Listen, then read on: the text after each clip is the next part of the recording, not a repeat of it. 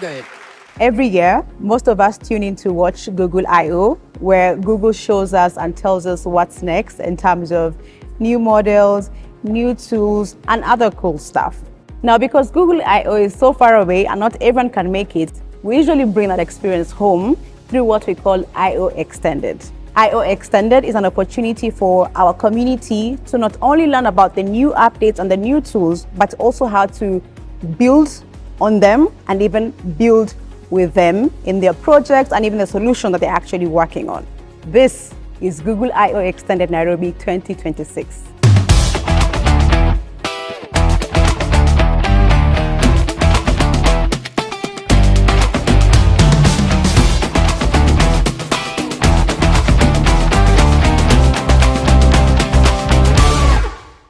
My name is Kenneth Kinyanjui, and I gave a talk about how to take your prototype to a product leveraging on Anti-Gravity 2.0.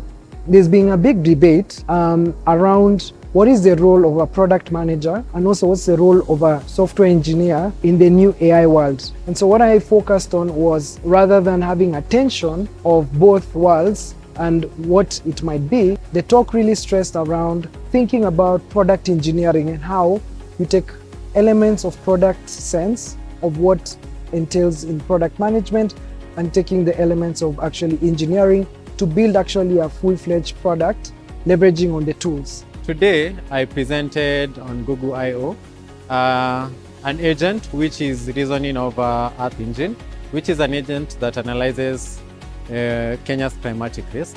So what happens is, each year or each season, we normally have cases of droughts, and at the same we normally have cases of floods. But all this information or all this data is present on the Earth Engine. So what happens is, when I ask a question like which county in Kenya floods the most, so the agent or the Gemini will take my question, and then it will decide which is the best tool to use. So what happens is, it slaps all the data from the Earth Engine, combines all that information from a knowledge base, and it's going to retrieve all this knowledge base using a RAG, which is the retrieval augmentation generation, so that we get an output that is just an output, but an output that is accurate. One thing that I've been told to actually talk about was on why developers in Kenya or Africa should build for Africa. Building for Africa means, as Africans, we know our challenges, making it more easier for us to build solutions that fit the continent itself.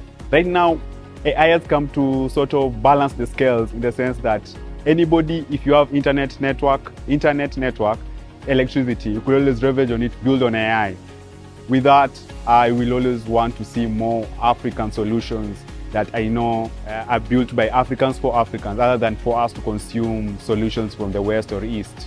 So my takeaway for today's session was for the attendees, for the participants, to be able to understand where Angular has come from the days of AngularJS to where we call the pre-Angular Renaissance to past or post-Angular Renaissance.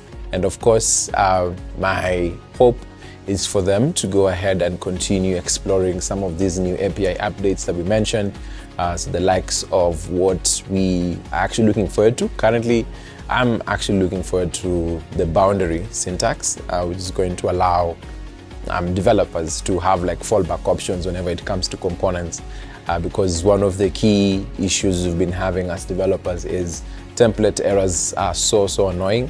So how can we make sure that a part of the app, or for example a part of a particular page, doesn't have to affect the whole page? My takeaway home is about Anti-Gravity 2.0 and Gemini Flash 3.5 Pro. And this was an interactive session with various people from various places.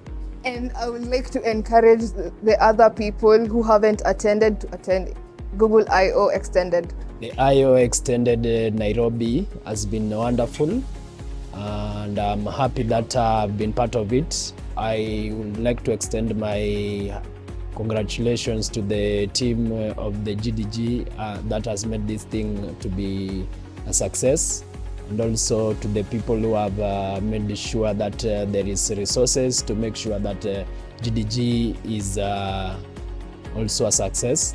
Coming here, I came with curiosity, and I can say I've left with knowledge, connections, and yeah, I feel inspired, and I thank all the speakers and organizers for making this happen. This actually is my first time at a Google event. I've learned a lot of things: Firebase AI, anti-gravity, WebMCP.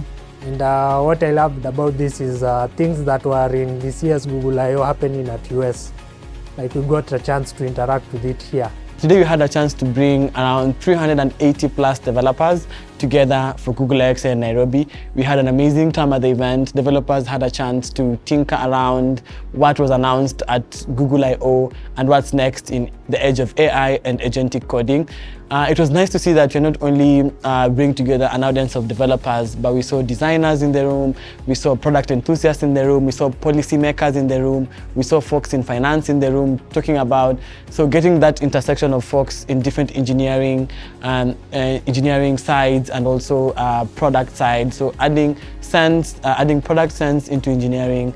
I think that was pretty much the conversation around the event, and I really loved when how Kenju started us off with a talk on how you can add product sense into engineering. It was so nice to see that now developers are empowered not just to build products and not just to build clean code or to write clean code, but also to add product sense into whatever they are building. It was also so nice to see different communities come around. We had folks from the Android 254 community, we had folks from Kotlin Kenya, we had folks from Angular Kenya, we also had folks from the GophersCon community. So it was really nice to see all these communities come together and developers coming to play around with different technologies. From today's event, I feel so satisfied. I feel the event was a success, and we can't wait to see you at the first Nairobi 2026.